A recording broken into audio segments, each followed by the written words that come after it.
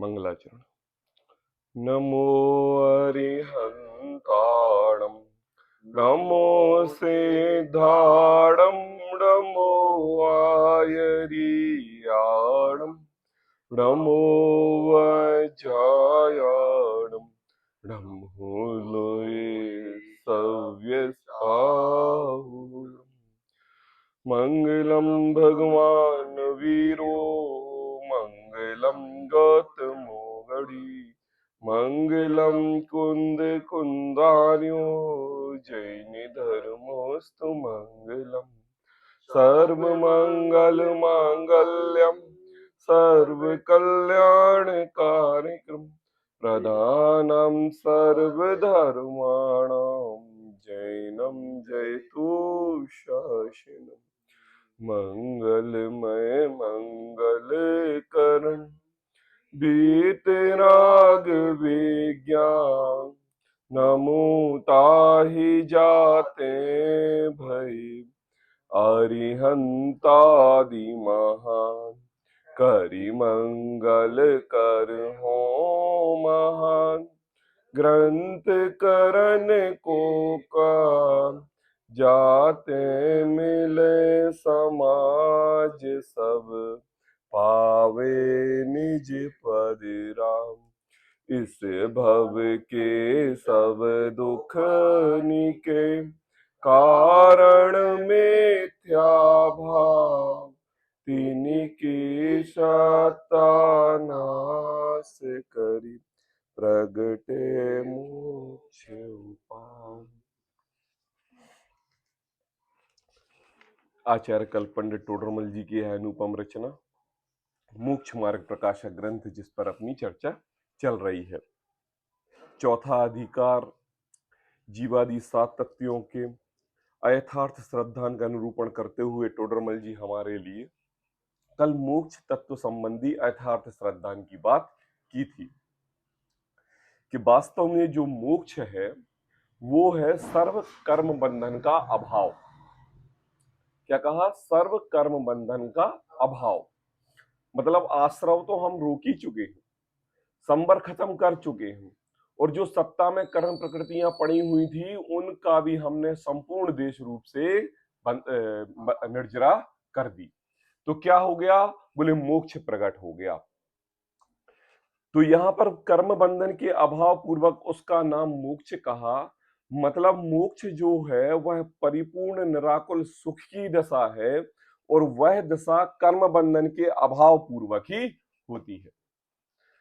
तो ऐसा नहीं हो सकता कि हम कर्मों का बंधन ही ना करें।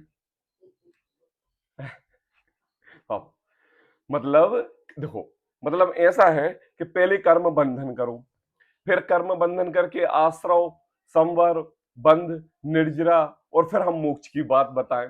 और फिर मोक्ष में ये बात बताएं कि देखो भी ये जो तुम वो आश्रव कर रहे थे ना, उन आश्रव से कर्म प्रकृतियां तुम्हारे आत्म प्रदेशों से चिपक रही थी, उसके कारण शुभ अशुभ भाव रूप साता साता रूप तुम्हारे ये सब का कार्य हो रहे थे। तो अपन ऐसा नहीं कर सकते कि आश्रव को ही रोक दें, और जब हमने आश्रव को ही रोक दिया तो मेरे हिसाब से जो संवर, निर्जरा और मोक्ष ये तो स्वतः ही सिद्ध हो जाएगा। क्यों? जरूरत ही नहीं है फिर तो। लेकिन क्या करें, अनादि काल से इस जीव ने जीव और अजीव तत्व संबंधी यथार्थ स्वरूप जाना है, देह जीव को एक गिना है। तो इसने संसार के विकल्पों को अपना विकल्प नहीं माना, इसने संसार के साधनों को जोड़ने में घटाने में अपना विकल्प नहीं माना। इसने भी जितनी भी क्रिया की है इस देह को सामने रखकर की है, और इस देह के 5 इंद्रिय हैं और 5 दरवाजे हैं, उनकी 5 प्रकार की अनंत अनंत डिमांड है। अब इसने क्या किया? अपना स्वरूप खो के इस जो देह में विराजमान जीव है उसका तत्व खो के इस देह को अपने रूप मान के इसकी क्रिया में लग गया। अब बताओ, जब इसकी क्रिया में लग गया तो आश्रव होगा कि नहीं होगा? क्यों? क्योंकि स्वाद्रव्य को छोड़कर परद्रव्य में लगोगे तो आश्रव ही होगा। क्यों होगा? वो तो वही बात हो गई कि जीव एक स्वतः द्रव्य है, एक द्रव्य दूसरे को परिणमा नहीं सकता, और तुम जीव द्रव्य स्वरूपी भगवान आत्मा पुद्गल द्रव्य को परिणमाने की कोशिश कर रहे हो। अब बताओ, दरवाजा तो कर्मों का वहीं खुला है, और उसी का पूर्ण अभाव मोक्ष है। तो चोट कहां करनी है? उन आश्रव भावों पे, निर्जरा पर नहीं। निर्जरा पर नहीं, निर्जरा तो भाई होके रहेगी जब आश्रव कम हो जाएगा। भाई आश्रव कम होगा तो आश्रव जो भाव है वो करने बंद करोगे तो परिणाम शुभ रहेंगे कि अशुभ रहेंगे? शुभ रहेंगे। और शुभ परिणाम तो मोक्ष मार्गी है। शुभ परिणाम तो मोक्ष मार्ग में साधक है। शुभ परिणाम मोक्ष मार्ग में साधक है, मतलब शुभ परिणामों के निमित्त से मोक्ष मार्ग सदता है। शुभ परिणाम मोक्ष मार्ग नहीं ले जाते। आई बात समझ है? रास्ता वो है, सदता है, निमित्त कहने में आता है। तो मुझे बताओ, जब होंगे तो आश्रव भाव रुकेंगे तो निर्जरा हुए बिना रहेगी नहीं, और मोक्ष प्रकट हुए बिना रहेगी। आज एक उसी का ही शुभ अशुभ भावों के रूप परिणाम, जिनको शुभ रूप परिणाम हम भला मानते हैं और अशुभ रूप परिणाम हम बुरा मानते हैं, ऐसे ही परिणामों की चर्चा आज टोडरमल जी 84वें नंबर पेज पर पुण्य पाप संबंधी अयथार्थ श्रद्धान में करने वाले हैं। किसमें? पुण्य और पाप और शुभ अशुभ भाव दोनों की बात यहां पर करने वाले हैं। क्यों टोडरमल जी ने ये पुण्य और पाप अयथार्थ श्रद्धान की बात कही? भाई पहले तो टोडरमल जी ने जब चौथा अधिकार प्रारंभ किया था तो कहा था कि जीवादि प्रयोजन भूत तत्व, केवल यही जीवादि 7 तत्व हैं जिनका यथार्थ श्रद्धान से मोक्ष मार्ग सदता है। बोले संसार में कुछ नहीं करना, बोले कुछ नहीं करना, तुम्हारे लिए अपने ज्ञान से सर्व प्रकार को जानने की तुम्हें आवश्यकता नहीं है, मोक्ष जाना है तो केवल 7 तत्वों को जान लो। लेकिन यहां लास्ट में पुण्य और पाप की भी बात कर दी। आखिर क्या? देखो क्या है, यह जीव शुभ परिणामों को, पुण्य परिणामों को तो भला मानता है और साक्षात रूप से पाप परिणामों को और अशुभ परिणामों को बुरा जानता है। इसमें इस जीव की तीक्ष्ण बुद्धि इतनी है कि पुण्य क्या है, पाप क्या है, शुभ क्या है, अशुभ क्या है, ये भले रूप से जानता है। लेकिन वास्तव में मोक्ष मार्गी को यह पुण्य भी संसार मार्ग का दरवाजा है और पाप तो संसार मार्ग का दरवाजा है ही। आई बात। तीर्थंकर भगवान को तीर्थंकर कर्म प्रकृति का बंध होता है, तभी वो तीर्थंकर बनते हैं। तो याद रखना, तीर्थंकर कर्म प्रकृति के साथ तीर्थंकर कर्म नाम की प्रकृति है, और ये ज्ञानावरणादि 8 अंग कर्मों में ही एक अंश है कर्म। मतलब अगर तीर्थंकर नाम कर्म नाम का उदय है और प्रकृति का उदय हुआ है तो तीर्थंकर बनेंगे ही नहीं। क्यों? जब तक उस कर्मों की निर्जरा नहीं होगी तब तक तीर्थंकर पद धारण नहीं करेंगे। वो भी एक कर्म बंधन है, वो भी एक कर्म बंधन।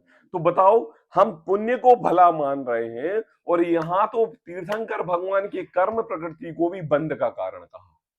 किसको भला मान रहे हैं हम? पुण्य को भला मान रहे हैं। तो देखो टोडरमल जी कहते हैं, तथा पुण्य और पाप है सो इन्हीं के विशेष हैं। पेज नंबर 84, नीचे का पैराग्राफ। पुण्य और पाप है सो इन्हीं के विशेष हैं। किन के विशेष हैं? किन के विशेष हैं? नहीं, देखो जब हम कहते हैं अच्छे परिणाम करा करो पुण्य बंद होता है, मंदिर जाया करो पुण्य बंद होता है, स्वाध्याय करा करो पुण्य बंद होता है, तो पुण्य के साथ साथ बंध लगा रहे कि नहीं? और बंध तो संसार का कारण है और बात कर रहे हो पुण्य की। तो हमें ये बात समझ में नहीं आ रही कि आखिर बंध की बात कर रहे हो कि पुण्य की बात कर रहे हो। देखो जहां बंद हो रहा है तो आश्रव तो हुआ था ना, है? अपन कहते हैं ना पुण्याश्रव पापाश्रव, पुण्याश्रव पापाश्रव। तो जहां पर बंध का कारण हुआ है तो भाई वहां पर आश्रव तो हुआ है ना, और जब आश्रव हुआ है तो बंध हुआ है। तो जब हम पुण्य बंध की बात कर रहे हैं, हम कहते हैं कि भाई पुण्य करा करो, दान दिया करो, स्वाध्याय व्रत उपवास अणुव्रत महाव्रत कर पालन किया करो, उससे पुण्य बंध होता है। और मोक्ष मार्ग में किसी भी प्रकार का बंध संसार का ही कारण है, मोक्ष का कारण नहीं। अब बताओ, पाप बंध की तो यहां कोई बात ही नहीं है, यहां पर तो बात है पुण्य बंध की। क्या कह रहे मम्मी? पुण्य बंध की। क्यों? संसार में प्रत्येक जीव पाप को पाप ही कहते हैं, लेकिन कोई विरले जीव है जो पुण्य को भी पाप कहते हैं। जयसेनाचार्य ने अपनी टीकाओं में पाप अधिकार लिखा है। अब यहाँ पर पाप अधिकार की समाप्ति होती है, पुण्य अधिकार की समाप्ति नहीं होती। समय सार में आचार्य कुंद कुंद देव ने एक पूरा का पूरा अधिकार लिख दिया, पुण्य पाप अधिकार। क्या लिख दिया? पुण्य पाप अधिकार। मतलब इस भाव्य जन को, इस जीवों को इस संसार मार्ग से जब अरुचि होती है और अरुचि पूर्वक सर्व प्रकार के द्रव्य इसको द्वेष रूप भाषित होते हैं, तो यह स्वाध्याय, मंदिर, चैत्यालय, जिन मंदिर, दान, व्रत उपवास आदि और ध्यान, योग, इन क्रियाओं में लग जाता है और क्या करता है कि मैं पुण्य बंध कर रहा हूं, और पुण्य बंध हमारे लिए मोक्ष में साधक है। जबकि वास्तव में चाहे वो पुण्य हो और चाहे वो पाप हो, दोनों ही संसार के ही कारण है, मोक्ष के कारण नहीं। आज सुख सुविधाएं जितनी मिली हैं, ये किसके उदय से मिली पापा? और ये पुण्य के उदय से सुख सुविधाएं मिली हैं। तो आज इतने शिविर होते हैं, इतने पंच कल्याणक होते हैं, इन सब सुख सुविधाओं के कारण हम उनमें जा क्यों नहीं पाते? बताओ। बालक पुण्य के उदय से मिला कि पाप के उदय से? पुण्य के उदय से मिला। ठीक है, अब मार्च में पंच कल्याणक महोत्सव है और मार्च में ही बच्चे की परीक्षा है। अब बताओ, आप पंच कल्याणक में किसके उदय से नहीं जा पा रहे हो? पाप के उदय से कि पुण्य के उदय से? और परीक्षा किसकी है? बालक किसके उदय से हुआ था? अब बताओ, मुझे ये गणित समझ में नहीं आ रही है कि हमें वो बालक पुण्य का उदय है कि पाप का उदय है।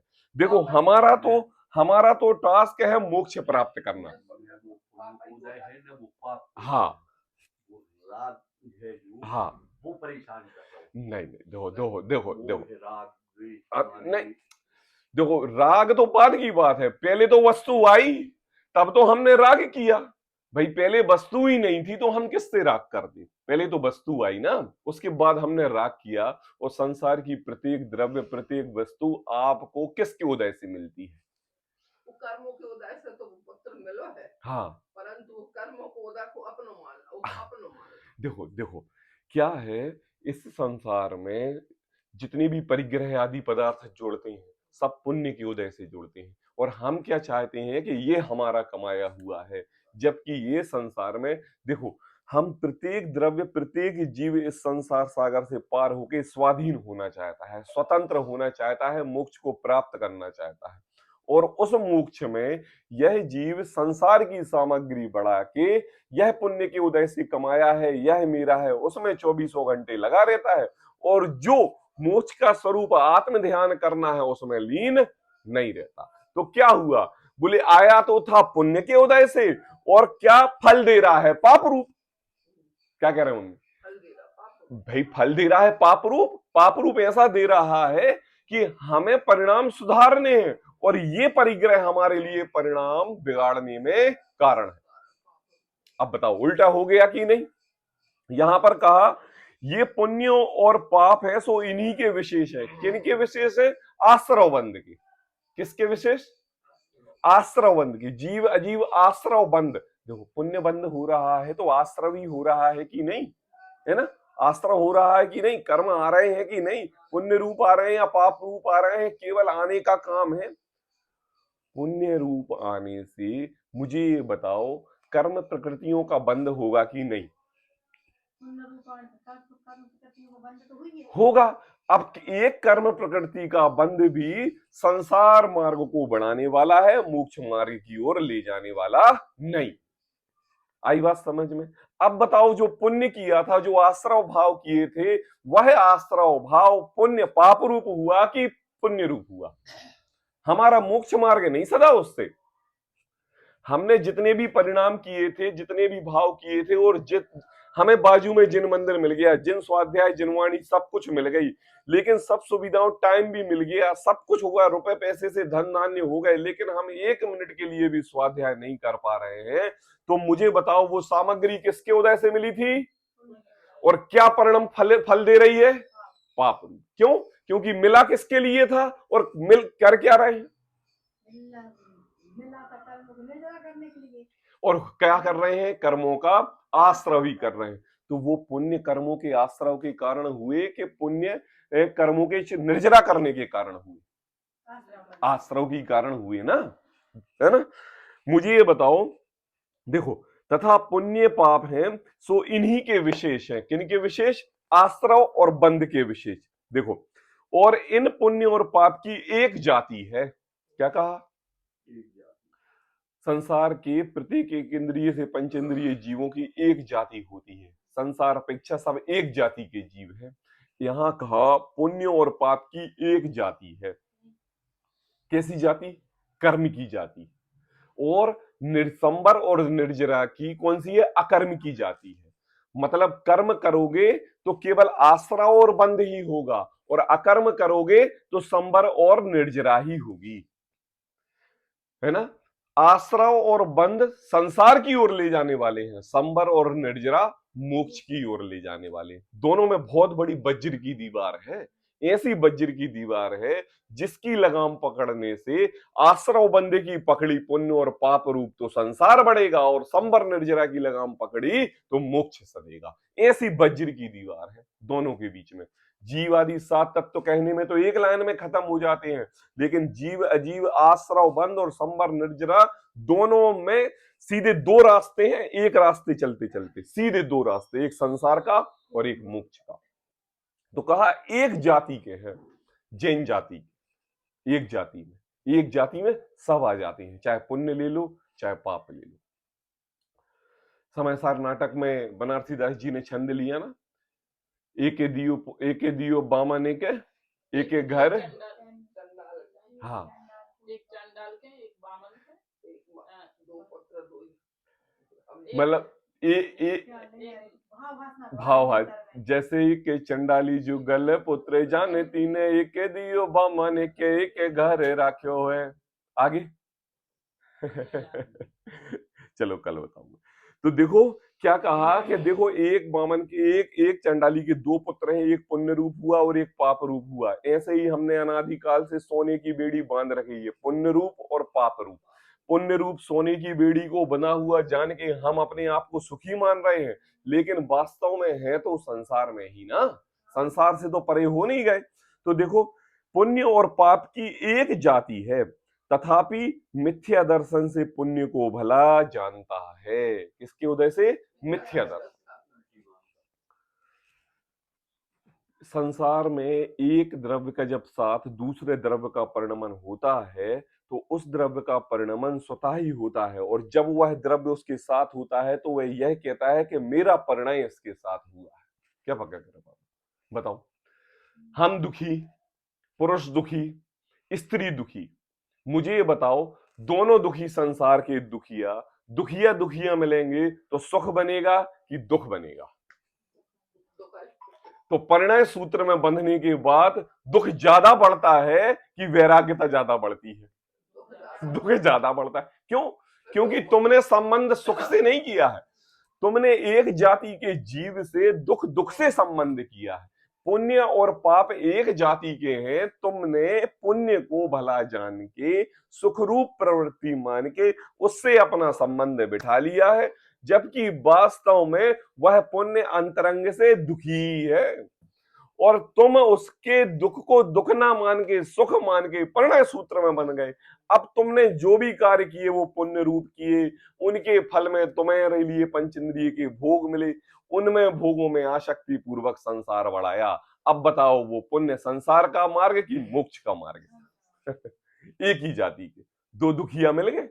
तो कहा एक जाति के हैं, तथापि मिथ्या दर्शन से पुण्य को भला जानता है। अनादिकाल से कमाई हुई श्रद्धा गृहित मिथ्यात्व रूप प्रत्येक समय, पता है इस जीव ने जब स्पर्शन से रसना इंद्रिय प्राप्त की ना, तब भी इसने अपने आप में फूला नहीं समाया।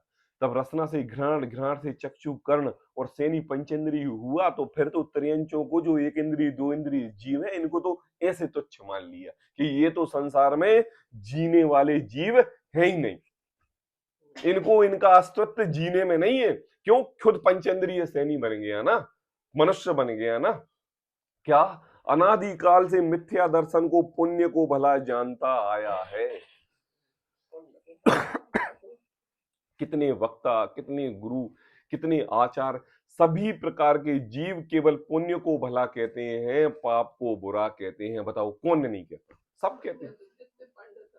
क्या होता है, जीव पुण्य को भला ना कहने से संसार मार्ग में धर्म से दूर ना हो जाए, मंदिर जाना ना छोड़ दे, अभिषेक करना ना छोड़ दे, व्रत उपवास आदि संयम करना ना छोड़ दे, शास्त्र पढ़ना ना छोड़ दे। इसलिए उस भव्य जीवों को उपदेश दिया जाता है कि भाई पुण्य करो, पुण्य करो, पुण्य करो और पाप छोड़ दो। लेकिन वास्तव में आप किसी व्यक्ति को अंधेरे में रखोगे तो कितनी देर तक रख पाओगे? बताओ। कभी ना कभी तो वो संसार सागर से इस भाव में नहीं, अगले भाव में, इस भाव में नहीं, अगले भाव में, किसी भाव में कभी तो उसको वह पुण्य तो छोड़ना ही पड़ेगा। क्यों? हमारे पुण्य के वैभव के सामने चक्रवर्ती का पुण्य का वैभव कितना बड़ा है। अब वो क्या उस पुण्य के वैभव को प्राप्त होके रंच मात्र भी उसमें लगे हुए हैं, और हम थोड़े से तुच्छ पुण्य के वैभव में प्राप्त करके अपने आप में फूले नहीं समा।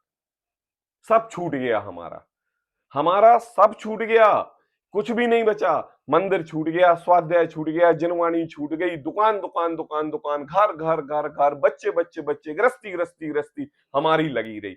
और भरत चक्रवर्ती के पुण्य का वैभव ऐसा कि जब वो आहार लेते थे तो पहले आकाशगामी मुनिराजों को आहार देते थे, उसके बाद आहार ग्रहण करते थे। अब बताओ उनका पुण्य पुण्यशाली है कि हमारा पुण्य पापशाली है? के दर्शन करते थे। अब बताओ हम अपने पुण्य को पुण्य मान के उसमें फूले नहीं समा रहे हैं, तो सोचो कि जिस पुण्य के उदय से सामग्री मिली, उस पुण्य के उदय से हम अपना मोक्ष मार्ग कितना बढ़ा रहे हैं। चलो हम कहते हैं पुण्य भला है, अगर आपके मोक्ष मार्ग में बढ़ाने के रंच मात्र भी कार्यकारी हो तो चलो भला है। ज्यादा सुख सुविधाएं संपन्नता मिलने से हमारा स्वाध्याय का समय और कम हो जाता है, और कम हो जाता है। आज एक एक के मोबाइल में जनवाणी है, स्वाध्याय है, जब भी चालू करो। मुझे बताओ पेन, 1 घंटे का प्रवचन 1 घंटे में खत्म होता है? 10 मिनट में फिर कोई आया, 15 मिनट में फिर कोई आया, फिर 4 मिनट में फिर इधर चलेगा, फिर उधर चलेगा। अब बताओ क्या क्या क्या ये सब सुख सुविधाएं जो मिली है, ये पाप के उदय से मिली कि पुण्य के उदय से? और जो पुण्य के उदय से मिली है, ये हमारे पाप बंध का कारण बन रही है, पुण्य बंध का कारण कदाचित नहीं बन रही। पहले तो चलो जिन मंदिर में बैठ के 2 घंटे स्वाध्याय करते थे, 1 घंटे अभिषेक करते थे, या 3 घंटे मंदिर में समय बिताते, आज का समय 5 मिनट में भगते हैं और घर में आके बैठ जाते हैं। घर पे सुन लेंगे। और नींद कितनी अपने हो रही है? बताओ कितनी अपने हो रही है? सब प्रकार के। इससे देखो मिला था पुण्य के उदय से, लेकिन वो पुण्य भी पाप रूप आश्रव का कारण हो गया। तो इससे संसार है ये बढ़ने ही वाला है, घटने वाला नहीं है। कहा मिथ्या दर्शन से पुण्य को भला जानता है, पाप को बुरा जानता है। जानता है, कौन नहीं जानता? बताओ। पाप को हिंसा नहीं करना, झूठ नहीं बोलना, चोरी नहीं करना, कुशील नहीं करना, परिग्रह तो भाई साहब करना ही नहीं पाप है। और बताओ आज कौन सा व्यक्ति बिना परिग्रह के जिंदा है? और कितने परिग्रह की मर्यादा है? 20 परिग्रह, 24 परिग्रह, 30 परिग्रह, 5 परिग्रह, किसकी मर्यादा है? बताओ। संसार में कोई भी वस्तु ऐसी नहीं है जिसकी इसकी इच्छा सागर में ना डली हो। इसको तो मौका नहीं मिलता, कई प्रकार के उदय रूप कारण नहीं मिलते, जिस कारण से वो वस्तु उसके आती नहीं। अगर आ जाए ना तो 1 मिनट भी मना नहीं करे कि ये हमें नहीं चाहिए, चाहे वह अनंत अनंत सागर संसार सागर को बढ़ा दे, लेकिन हमें तो चाहिए। बताओ। 5 पाप, हिंसा, झूठ, चोरी, कुशील, परिग्रह है कि नहीं?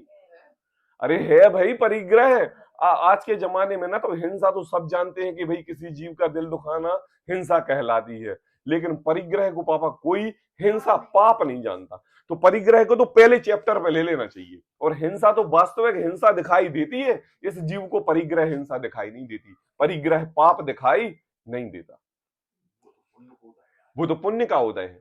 और ये कहते हैं ना कि यह जीव इस संसार से, घर मकान जमीन जायदाद से बंधा क्यों है? ऐसी कौन सी रस्सी है जो इसको बांधे हुए है और वो रस्सी दिखाई नहीं दे रही? ये इस जीव को परिग्रह रूपी रस्सी है, उस परिग्रह रूपी रस्सी के कारण यह जीव इस घर संसार से बंधा हुआ है। तो क्या करें? छोड़ दें, घर छोड़ दें, मकान छोड़ दें, स्त्री छोड़ दें, मकान परिवार जमीन जायदाद सब छोड़ दें, दान दे दें मंदिरों को। अरे भाई ये बात नहीं है, पहले तो आश्रय बंद करो ना। क्या कह रहे हो आप? हैं? मर्यादा रखो, आना बंद करो, परिग्रह इकट्ठा करना बंद करो, जिससे कि और बंद बनेगा और संसार सागर बढ़ेगा। जो बन गया आज ख्याल में आ गया वहीं तक मर्यादित रहो। हाँ वो छोड़ दो। अरे राग बुद्धि, जैसे भरत जी ने कही ना अभागा भरत, हाँ अभागा भरत को मतलब जो के आज देखो समूह सड़ने लगो है, सब जब सब नीचे है और बिल्कुल हमें 6 घंटे जीत में जाना बिल्कुल बिल्कुल। ऐसा ही है जो। राग बुद्धि, देखो राग बुद्धि छूटेगी तो दो फायदे होते हैं। एक तो जो परिग्रह इकट्ठा हो गया है उसके प्रति हमारी अरुचि हो गई, और उस अरुचि के कारण संसार के दूसरे परिग्रह भी परिग्रह जैसे लगने लगे और उनको इकट्ठे ना करने के भाव हुए। कहा पाप को तो बुरा जानता है, सब जानते हैं, पुण्य से अपनी इच्छा अनुसार किंचित कार्य बने। पहला चैप्टर बता रहे हैं कि देखो इच्छा शक्ति है, पुण्य से जो भी हम चाहते हैं वह पुण्योदय से मिलता है। पुण्य से अपनी इच्छा अनुसार किंचित कार्य बने।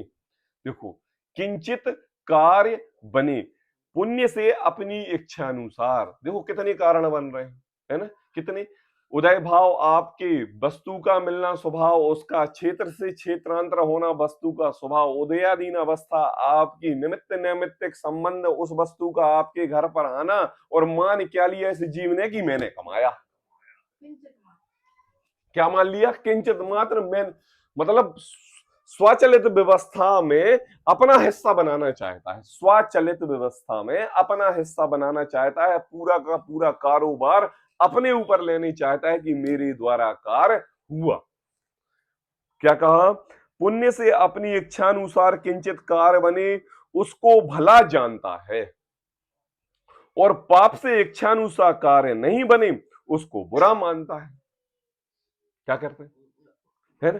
क्या कहा? पाप से इच्छानुसार कार्य नहीं बने, असता का उदय आया, जैसा आप परिणमन करना चाहते हो वैसा परिणमन नहीं हो रहा, तो क्या कहते हैं भैया? पाप का उदय आ रहा है। क्या आ रहा है?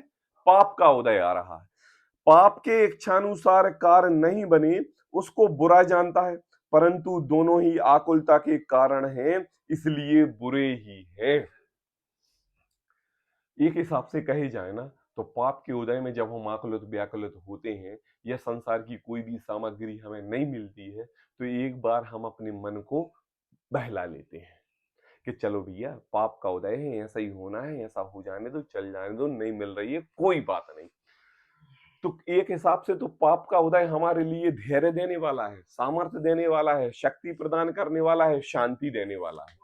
लेकिन जब पुण्य का उदय आता है तो पुण्य के उदय में यह आदमी को ना सामर्थ्य रहती है, ना शक्ति रहती है, ना ज्ञान रहता है, ना उपयोग रहता है, और ना उसकी कालब्धि पकती है। मतलब 24 घंटे फूला नहीं समाता। अब बताओ, पुण्य के उदय प्राणी से एक मंदिर के 1 सेकंड के लिए मंदिर के दर्शन के भी भाव करने के नहीं आते। पुण्य के उदय वाले व्यक्ति को 1 घंटे जिनवाणी सुनने के भी नहीं आते। पुण्य के उदय वाले को 24 घंटे दुकान चल रही हो तो 8 बजे से खोल के रात के 12 बजे तक दुकान खोलता है। बताओ, पाप के उदय से चल रही थी, पुण्य के उदय से।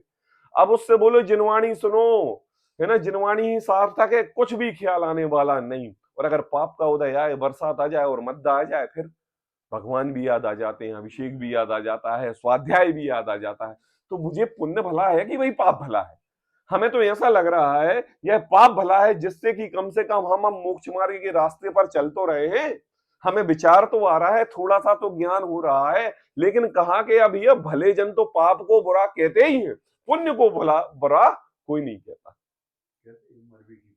मरने की फुर्सत नहीं है, नहीं है मरने की फुर्सत। फिर ऐसी गति मिलेगी एक श्वास में 18 बार मर जन्मो मरियो भयो दुख बार, फिर सही में मरने से फुर्सत नहीं मिलेगी। क्या कहा? फिर सही में नहीं मिलेगी मरने से फुर्सत, मरते ही रहोगे मरते ही रहोगे मरते ही रहोगे। कहा पाप से इच्छा अनुसार कार्य नहीं बने। क्या कह रहे हैं मम्मी? आज संसार सागर से हम दुखी हैं, संसार की असारता को एक एक क्षण देखते हैं, एक एक व्यवस्था में हम देखते हैं कि हमारे कार्य किए हुए बिना होता है नहीं, तब जाके हमें मोक्ष मार्ग फलीभूत होता है और हम जिनवाणी सुनने बैठते हैं। कैसा उपकारी है, कैसा हमारा हृदय है, कैसा हमने अपने इस व्यस्ततम समय में यह एक एक दो दो घंटे निकाल के जिनवाणी सुनने का समागम प्राप्त कर रहे हैं। ये काय का उदय है? पुण्य का उदय है। पुण्य के उदय से इतनी सब सामग्री मिलके हम यहाँ पर शास्त्र रूप अपनी जिनवाणी को परिणमित कर रहे हैं और इतना सब परिणमन हो रहा है, और अगर हमारे भाव इस जिनवाणी रूप ना लगे तो बताओ ये पाप का कारण हुआ कि नहीं हुआ? पाप आश्रय हुआ कि नहीं हुआ है? और डबल हुआ है, डबल हुआ। तो देखो भाई, देखो जिनवाणी, जिन स्रोत, तुम्हारे पुण्य का उदय, पाप का उदय, सर्व प्रकार के उदय संसार के ही कारण है, मोक्ष के कारण नहीं है। हमारा उदय ऐसा आए, हमारी काल लब्धि ऐसी पके कि जहां पर हमारे लिए जिन गुरुओं का समागम भी ना मिले तो 24 घंटे नित्य प्रतिदिन समय जिनवाणी की स्तुति ही चलती रहे, अपने आत्म साधना की स्तुति चलती रहे। कहा देखो, पाप से इच्छानुसार कार्य नहीं बने उसको बुरा जानता है, परंतु दोनों ही आकुलता के कारण हैं, इसलिए बुरे ही हैं। तथा अपनी मान्यता से वहां सुख दुख मानता है। क्या कहा? पहले तो भाई इच्छा खड़ी की, और इच्छा ऐसी की कि भाई पुण्य के काम करो तो अपनी इच्छाएं पूरी हो जाएंगी, और पाप के कार्य करोगे तो इच्छाएं पूरी नहीं होंगी। ऐसी मिथ्या मान्यता मान ली उसने। और दूसरी बात क्या कर ली? अपनी मान्यता से वहां सुखी दुखी मानता है। क्या कह रहे हो? अपनी मान्यता से, अपनी मान्यता से सुखी दुखी मानता है, जबकि परद्रव्य संसार में कोई भी सुखी दुखी करने के कारण नहीं। परमार्थ से जहां आकुलता है किसी भी प्रकार की, है ना, वहां दुखी ही है। इसलिए पुण्य और पाप के उदय को भला बुरा जानना भ्रम ही है। क्या कहा? कि देखो, परमार्थ से जहां आकुलता है, देखो भाई, पुण्य के उदय से अगर हमें दुकान मिली और बहुत चलती है, और परमार्थ से दुकान खोलने में, ग्राहक समेटने में, सब कुछ करने के, कैश गिनने में, करवाने में, देने में, लेने में अगर तुम्हारे लिए आकुलता ही बन रही है, तो वास्तव में वह दुख का ही कारण है, जिस कारण में तुम सुखी मान रहे हो। बताओ, पाप का उदय रहता है, इस जीव के साता का उदय आता है, दुकान नहीं चलती तो 2 टाइम का भोजन करता है, और पुण्य का उदय आता है, दुकान खूब चलती है तो 1 टाइम भी भोजन करने के लिए समय नहीं मिलता। तुम मान तो रहा है कि पुण्य सुख देने वाला है, जबकि वास्तव में महापाप देने वाला है। मतलब जितना भाव पापा करने में आश्रव नहीं होता, उससे चौगुना बंद तो पुण्य के कार्य करने में होता है। पुण्य रूप परिणमित होने में और अपने स्वभाव, अपनी मान्यता पुण्य रूप लगाने में कर्मों का आश्रव ज्यादा होता है। कहा देखो, यह अपनी मान्यता से वहां सुखी दुखी मानता है, परमार्थ से जहां आकुलता है वहां दुखी ही है। इसलिए पुण्य पाप के उदय को भला बुरा जानना भ्रम है। आई बात? तथा कितने ही जीव कदाचित, क्या कह रहे हैं? कितने ही जीव कदाचित पुण्य और पाप के कारण जो शुभ अशुभ भाव हैं उन्हें भला बुरा जानते हैं। क्या कह रहे हैं उनकी? कि पुण्य और पाप के कारण, है ना, जो शुभ और अशुभ भाव हैं, शुभ भाव रूप स्वाध्याय संयम तपादिक के भाव, और अशुभ भाव रूप दुकानदारी के, संसार के प्रति रागता के भाव, ऐसे भाव। क्या कहा? तथा अपनी मान्यता, तथा कितने ही कदाचित जीव पुण्य और पाप के कारण, पुण्य और पाप के कारण जो शुभ अशुभ भाव हैं उन्हें भला बुरा जानते हैं, वह भी भ्रम ही है। देखो, मोक्ष मार्ग में तो किसी भी प्रकार का, चाहे वो शुभ रूप विकल्प हो और चाहे अशुभ रूप विकल्प हो, वह मोक्ष मार्ग का साथी नहीं, बाधक है। अब बताओ, पुण्य के उदय से तुम्हारे लिए हम 24 घंटे कार्यों में लगे रहे और परिणाम शुभ करते रहे, क्या करते रहे? परिणाम शुभ करते रहे, तो क्या होगा? क्या होगा? संसार ही बढ़ेगा। संसार तो मिटने वाला है नहीं। तो भाई, जैसे पुण्य और पाप संसार में बंध के कारण है, ऐसे शुभ अशुभ भाव भी बंध के कारण है। शुभ अशुभ भाव भी बंध के ही कारण है। दोनों की भाषा अलग है, परिभाषा अलग है, स्वभाव रूप क्रिया है, लेकिन वास्तव में एक ही है। क्या कहा? जो शुभ अशुभ भाव हैं उन्हें भला बुरा जानते हैं, वह भी भ्रम ही है, क्योंकि दोनों ही कर्म बंध के कारण है, कर्म बंध से रहित नहीं है। शुभ भाव रूप परिणमन करके हमने व्रत उपवास आदि कार्य कर लिए, और व्रत उपवास आदि कार्य करके हमने जिनवाणी से पीछे हट गए और आराम करते रहे। तो क्या किया, शुभ भाव करिए थे, उससे व्रत उपवास सिद्धि के भाव हुए, और अपना समय आत्म ध्यान में न करके संसार के ध्यान में लगाया। तो क्या हुआ, शुभ भावों से अशुभ भाव ही हुए ना, और पाप बंध का ही कारण बना ना। तो अगर बात ये देखें कि देखो इधर पुण्य और पाप रखा हुआ है, इधर शुभ और अशुभ भाव रखे हुए हैं, और दोनों ही चीज हमें आमने सामने से दो दिखाई दे रही है, एक अच्छी दिखाई दे रही है और एक बुरी दिखाई दे रही है। वास्तव में वो दोनों ऐसे हैं कि दोनों ही बुरे करने वाले हैं, मोक्ष मार्ग सदाने वाले नहीं। बात तो वहां यह है कि जहां विकल्प मात्र भी खड़ा ना हो, जहां विकल्प मात्र भी खड़ा ना हो, मोक्ष सुख की अभिलाषा प्राप्त करके जिनवाणी सुनी जाए तो वह प्रलोभना, वह प्रयोजन भी, वह जिनवाणी भी हमें मोक्ष में साधक नहीं। विकल्प आ गया, मतलब कोई कारण बना, आपने किसी भी प्रकार का विकल्प किया कि हमें इस कारण से ये मिलेगा, भाई पाप कारण तो करोगे नहीं, पाप कारण तो आपने क्या किया, भाई पुण्य करने से ये मिलेगा तो संसार बढ़ेगा, और शुभ का भाव करने से मुझे ये मिलेगा तो संसार बढ़ेगा। क्यों, क्योंकि मोक्ष तो सर्व शुद्धता तो हमारे लिए शुभ अशुभ भावों से हटके ही मिलेगी। कहा क्योंकि दोनों ही कर्म बंध के कारण हैं। इस प्रकार पुण्य पाप का यथार्थ ज्ञान होने पर अयथार्थ श्रद्धान होता है। क्या कहा टोटल, पुण्य पाप का अयथार्थ ज्ञान होने से। कैसा अयथार्थ ज्ञान होने से, कि हमने यहाँ पर तीन बात टोटरमल जी ने कही है। एक तो इच्छानुसार पुण्य करता है और पुण्य करके उसको भला जानता है। दूसरी बात, मान्यता से पुण्य रूप कार्य को अच्छा मानता है और मान्यता से पाप रूप कार्यों को बुरा जानता है। और दूसरी, एक पुण्य और पाप के, तीसरी बात, पुण्य और पाप के दो पर्यायवाची शब्द और हैं, शुभ भाव और अशुभ भाव। यह जीव शुभ अशुभ भावों को पुण्य पाप से अलग मानता है, लेकिन कहा कि भाई शुभ अशुभ भाव भी इसके संसार बंध के ही कारण है। यह अतत्व श्रद्धान है, यह आश्रव बंध का कारण है। शुभ अशुभ भाव भी निर्जरा के कारण नहीं है। किसके, आश्रव बंध के कारण, आश्रव बंध के।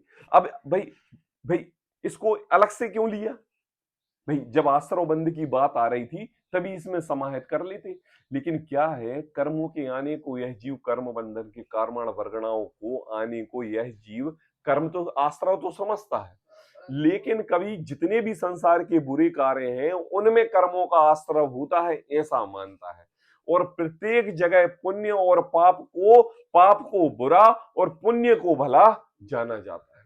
जबकि इस संसार में आदिनाथ भगवान की संपत्ति हमारी संपत्ति के सामने कितनी थी, बताओ।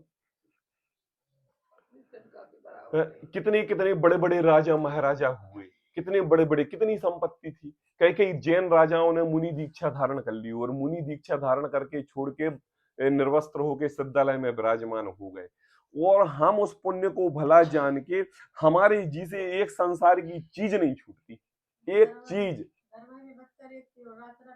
या चले जाते थे।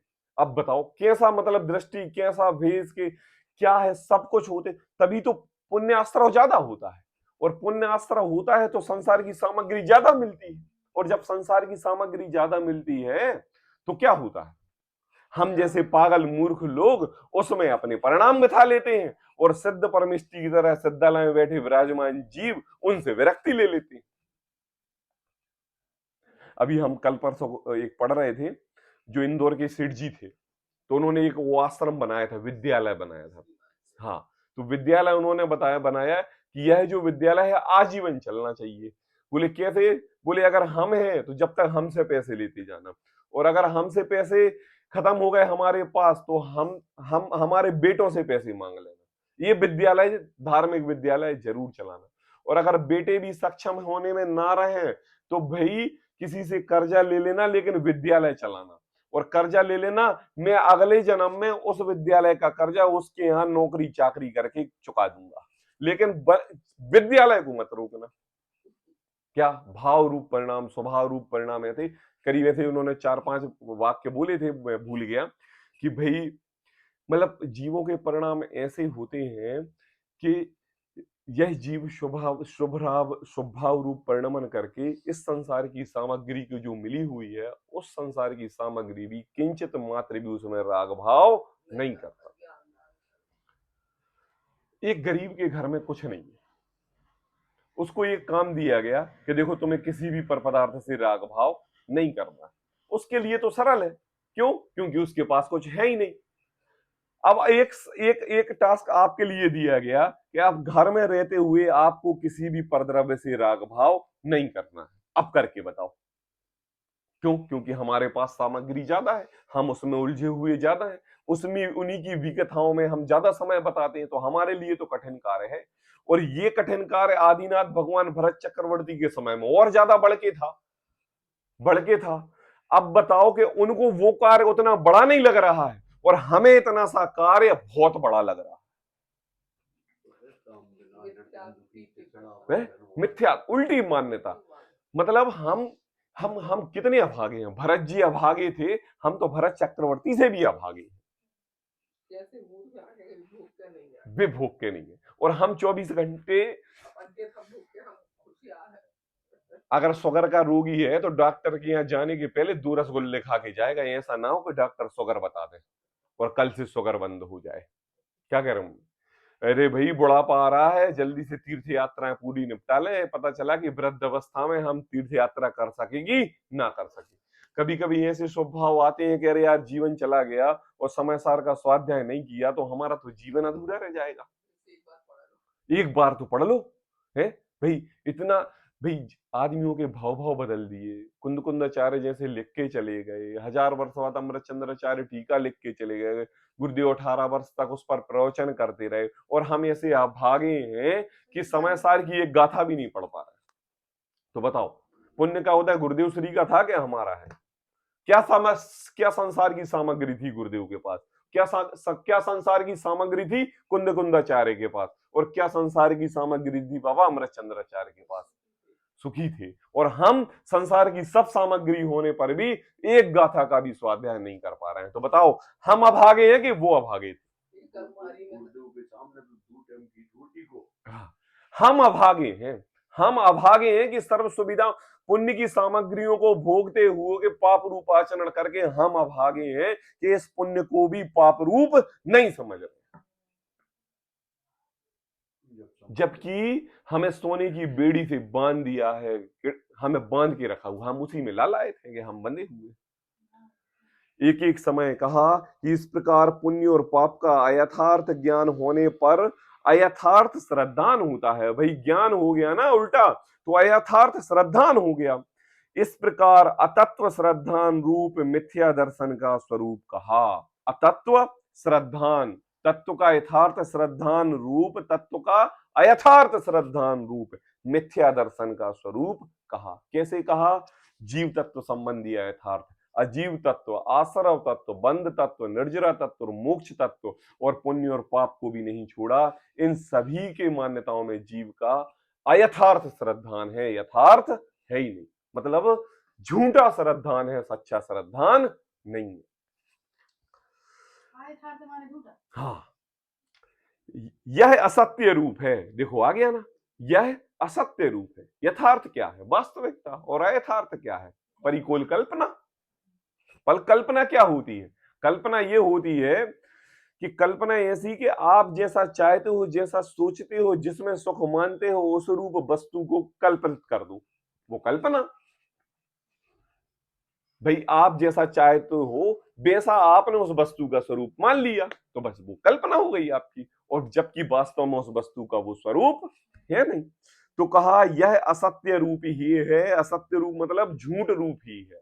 जैसी परिकल्पना आप कर रहे हो, जैसा तत्व श्रद्धान आप कर रहे हो, सर्व प्रकार से देखा जाए तो वह झूठ रूप ही है, सत्य नहीं है। इसलिए इसी का नाम मिथ्यात्व है। और यह सत्य श्रद्धान से रहित, क्या कह रहे हैं मम्मी, सत्य श्रद्धान से रहित, इसलिए इसका नाम अदर्शन है। क्या कह रहे हैं, दर्शन मतलब स्वाभाविक क्रिया और अदर्शन मतलब आपके द्वारा परिणमन करने वाली क्रिया। क्या कहा, आपने उस वस्तु के स्वरूप को माना नहीं और आपने अपने नेत्र इंद्रिय से उस वस्तु को अपने आप रूप देखा, जबकि वह वस्तु उस रूप नहीं थी।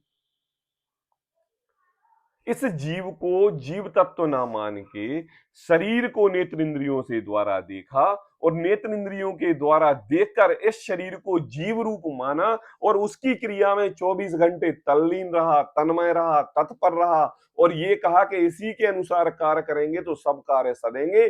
शरीर रहेगा तो जीवन रहेगा और शरीर नहीं रहेगा तो जीवन नहीं रहेगा। यह वास्तविकता में आपकी परिपूर्ण कल्पना है, झूठी है, असत्य है और कहा अदर्शन है। काया, बस बस यही दुनिया। तो कहा इस प्रकार टोडरमल जी ने आज यहां पर पुण्य पाप संबंधी यथार्थ श्रद्धान की बात करके यह मिथ्या दर्शन का स्वरूप है ना, कितने पेज में लिया टोडरमल जी ने, 3 पेजों में लिया। अब मिथ्या ज्ञान का थोड़ा कम करेंगे, मिथ्या चारित्र को थोड़ा और कम करेंगे। जैसे जीव अजीव तत्व संबंधी यथार्थ श्रद्धान करने में टोडरमल जी ने ज्यादा समय लगाया, बाकी बाद का कम लगाया। क्यों, क्योंकि अगर इसकी मूल की जड़ पर अगर श्रद्धान में बैठ गई बात तो आगे की चर्चा करना तो स्वाभाविक ही है, आई जाती है। बात तो मूल जड़ पर है ना, कटाक्ष करना है। तो यह मिथ्या दर्शन की प्रवृत्ति रूप आज यह 84वें पेज पर इसका श्रद्धान, इसकी बात खत्म हुई। कल हम मिथ्या ज्ञान का स्वरूप चौथे अधिकार की चर्चा करेंगे। सहजानंदी शोध